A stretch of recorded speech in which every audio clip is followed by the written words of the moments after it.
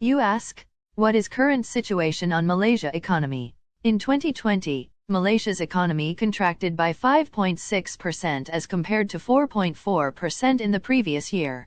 Overall, all sectors recorded negative growth, with the services sector decelerated 5.5%, 2019, 6.2%, manufacturing 2.6%, 2019, 3.8%, and agriculture 2.2%, 2019, 2%.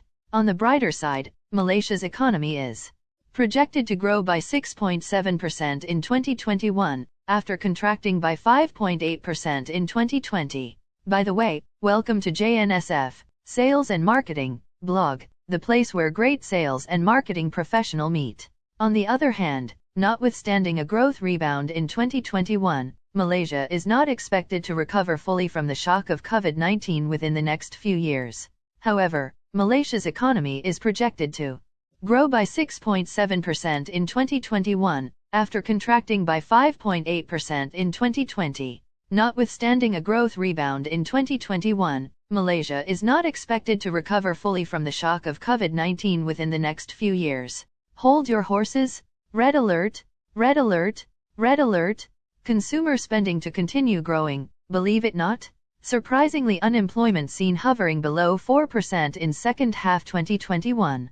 Petaling Jaya consumer spending so continue growing in Malaysia is set to stay on an upward trajectory this year, underpinned by significantly high vaccination rate, improving labor market, fiscal incentives, and stable inflationary pressure. MIDF research said it expects private consumption and the services sector to contribute positively towards gross domestic product in the fourth quarter, Q4, of 2021.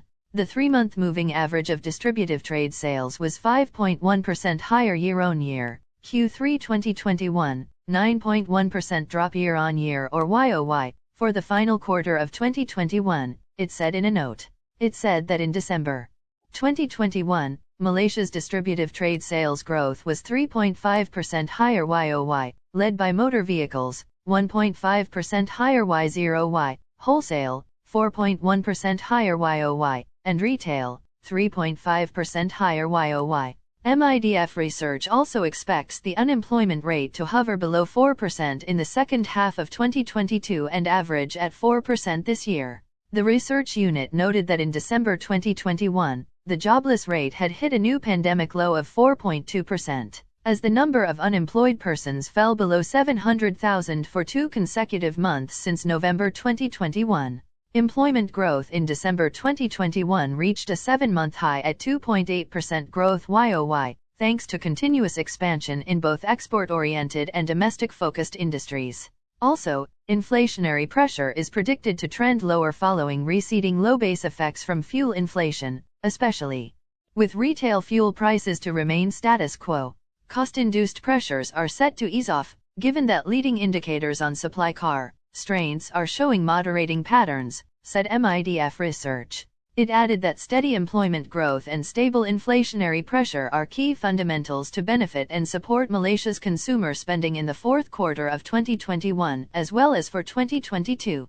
The research unit also expects the country's retail trade to expand by 5.5% and private consumption to expand by 6% this year, with the relaxation of containment measures, economic reopening and progressive improvements in macroeconomic data, setting the stage for strong consumer spending.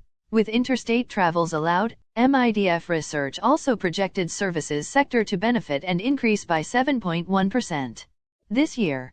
Meanwhile, should Malaysia's international borders be reopened on March 1, this will be an additional catalyst for the services sector via tourism activity.